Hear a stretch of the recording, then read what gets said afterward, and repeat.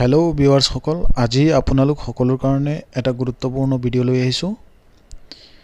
চেনেলটোলৈ পুনৰ স্বাগতম জনাইছোঁ। এই ভিডিঅ'ৰ যোগেদি আজি আমি এটা বিষয় আলোচনা কৰিম, যিয়ে ভূমি জোখা আৰু পৰিচালনাৰ দ্বাৰা সলনি কৰিছে।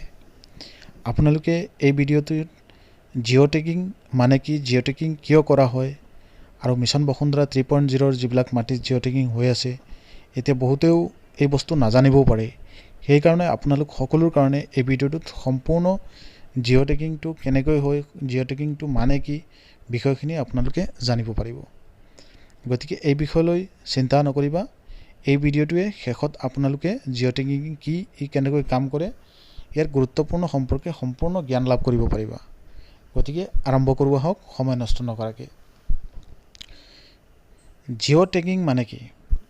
সহজ ভাষাত জিঅ' টেগিং হৈছে ভৌগোলিক তথ্য, যেনে আশাংশ লেটিটিউড বুলি আমি যিটো কওঁ, দ্ৰাঘিমাংশ লংগিটিউড বুলি যাক কওঁ, আৰু কেতিয়াবা উচ্চতা জুখিবৰ কাৰণে এই লেটিটিউড ফটো বা মানচিত্ৰ ভূমি ৰেকৰ্ডত যোগ কৰা প্ৰক্ৰিয়া।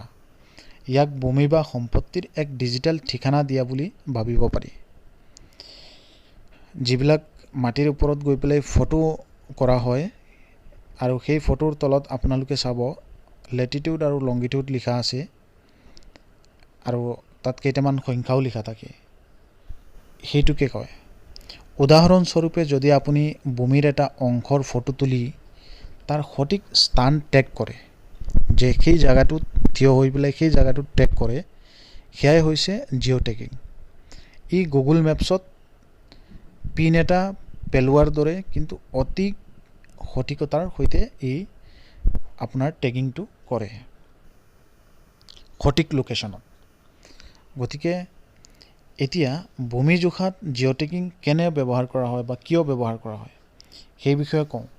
ছাৰ্ভে যেতিয়া কৰা হয়, ভূমি বিশেষজ্ঞসকলে বা মণ্ডলসকলে ভূমিৰ নিৰ্দিষ্ট বিন্দু, মানে যিটো জেগাত মাটিটো আছে, চিনাক্ত কৰিবলৈ জিঅ' টেগিং ব্যৱহাৰ কৰা হয়।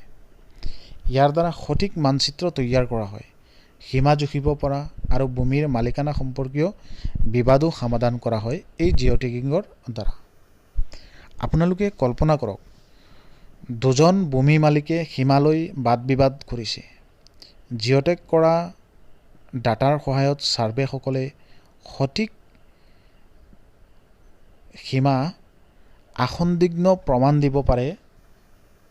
সেইটোৱে জিঅ' টেগিং কৰি পেলাই আপোনালোকৰ এই কামখিনি কৰা হয়।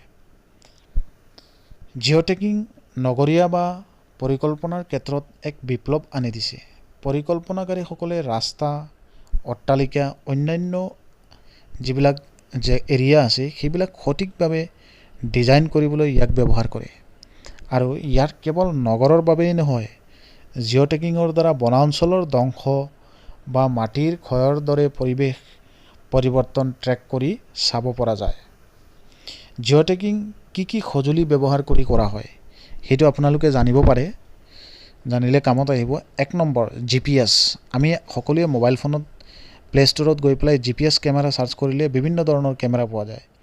সেই কেমেৰা দি পেলাই আপোনালোকে জিঅ' টেগিং কৰিব পাৰিব। স্থানৰ সঠিক স্থানান্তৰ কৰিবলৈ এইটো GPS ব্যৱহাৰ কৰা হয়। ড্ৰোন আৰু উপগ্ৰহ, কিছুমান এৰিয়াত ড্ৰোনৰ দ্বাৰা ছাৰ্ভে কৰা হয়। বৃহৎ পৰিসৰৰ ভূমি যিবিলাক আছে, জৰীপ কৰিবৰ সময়ত এইবিলাক উচ্চ ৰেজুলেশ্যনৰ ছবিৰ ডাটা কেপচাৰ কৰিবলৈ এই ড্ৰোন ব্যৱহাৰ কৰা হয়। বা GIS ছফ্টৱেৰ এটা আছে চৰকাৰী হিচাপে, জিঅ' টেগ কৰাৰ ডাটা বিশ্লেষণ আৰু মেপিং কৰিবলৈ ই সহজ। এই সঁজুলিবোৰে একেলগে ভূমিৰ এটা স্পষ্ট আৰু সঠিক ছবি তৈয়াৰ কৰে, যিয়ে জিঅ' টেগিঙৰ আধুনিক ভূমি জোখাৰ এক অপৰিহাৰ্য অংশ বুলি আপোনালোকে ভাবিব লাগিব। জিঅ' টেগিং কিয় ইমান গুৰুত্বপূৰ্ণ? ইয়াৰ কাৰণটো হ'ল, ই ভূমিৰ ৰেকৰ্ড আৰু জোখ মাফত সঠিকতা নিশ্চিত কৰে। মাটিৰ যিটো সঠিক স্থান আছে, সেইটো নিৰ্ধাৰণ কৰিবলৈ সহজ হয়।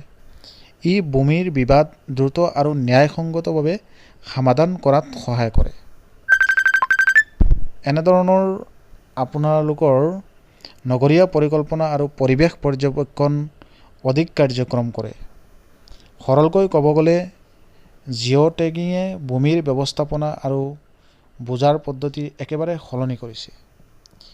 এয়া আছিল আজিৰ ভিডিঅ'ৰ জিঅ' টেগিঙে কিবা জটিল যেন লাগিলেও ই এক সহজ আৰু শক্তিশালী সঁজুলি যিয়ে ভূমি জোখাৰ ক্ষেত্ৰত ডাঙৰ প্ৰভাৱ পেলাইছে।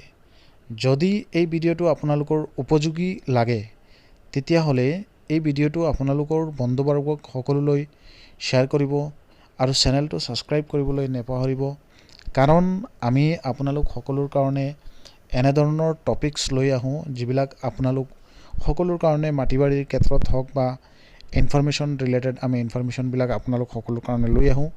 আশা কৰোঁ আজিৰ এই ভিডিঅ'টোত আপোনালোক সকলোৱে জিঅ' টেগিঙৰ বিষয়ে সম্পূৰ্ণ বিষয়ে জানিব পাৰিছে বা এটা ধাৰণা ল'ব পাৰিছে যে জিঅ' টেগিং কেনেকৈ কৰা হয়, কিয় কৰা হয় বা জিঅ' টেগিংটো কৰিলে কি হয়, সম্পূৰ্ণ বিষয়খিনিৰ এটা বেছিক ধাৰণা আপোনালোকৰ মনত আহি গৈছে।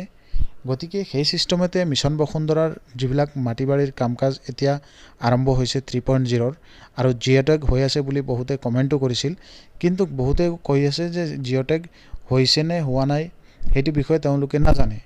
গতিকে তেওঁলোকৰ সুবিধাৰ্থে এই ভিডিঅ'টো বনাইছোঁ যাতে তেওঁলোকে জানিব পাৰে যে জিঅ' টেগ মানে কি বা এই জিঅ' টেগ কৰিলে কি হয়, তাৰ ৰিজাল্টটো কি হ'ব। সম্পূৰ্ণ এই ভিডিঅ'ৰ কথাখিনিৰ ওপৰত আপোনালোকে আয়ত্ব কৰিব পাৰিব। আশা কৰোঁ তেওঁলোকৰ যিখিনি ডাউট আছিল সেইখিনি ক্লিয়াৰ হৈ যাব এই ভিডিঅ'ৰ যোগেদি। তো সেই ছিষ্টেমতে জিঅ' টেগ কৰা হয়। আপোনালোকৰ যিবিলাক মাটি আছে যাৰ জিঅ' টেগ হৈছে, গতিকে এইটো আপোনালোকৰ মাটিৰ মূল যিটো স্থল আছে সেই জেগাটো ভেৰিফাই কৰিবৰ কাৰণে জিঅ' টেগ কৰা হয় আৰু আপোনালোকৰ যিটো মাটি আছে সেই মাটিৰ লেটিটিউড লেংগিটিউডটো জুখিব পৰা যায় এই জিঅ' টেগৰ দ্বাৰা। গতিকে সেইটো আপোনালোকৰ লেণ্ড ৰেভিনিউ এছিষ্টেণ্ট যিজন আছে বৰ্তমান পূৰ্বৰ মণ্ডল নামে নামকৰণ কৰা, সেইজনে যিটো জিঅ' টেগ কৰিব তেনেধৰণৰ আপোনালোকৰ ফটো উঠাব। গতিকে সেই ছিষ্টেমতে জিঅ' টেগিংবিলাক কৰা হয়। আশা কৰোঁ আপোনালোক সকলোৰে এই ডাউটটো ক্লিয়াৰ হৈ গৈছে আজিৰ এই ভিডিঅ'ত। যদি ভাল লাগে ভিডিঅ'টো শ্বেয়াৰ কৰিবা, সকলোকে জানিবলৈ দিবা, তেতিয়াহ'লে হেল্পফুল হ'ব। ইয়াৰ ওপৰঞ্চিও আপোনালোকে যদি কিবা জানিবলগীয়া থাকে জিঅ' টেগৰ ওপৰত তেতিয়াহ'লে আমাক কমেণ্ট কৰিব। নিশ্চয় আমি এই বিষয়ে আপোনালোকৰ কমেণ্টৰ ৰিপ্লাইৰ সন্দৰ্ভত ভিডিঅ' বনাই আপোনালোকক জনাবলৈ চেষ্টা কৰিম। ধন্যবাদ। জয় আই অসম।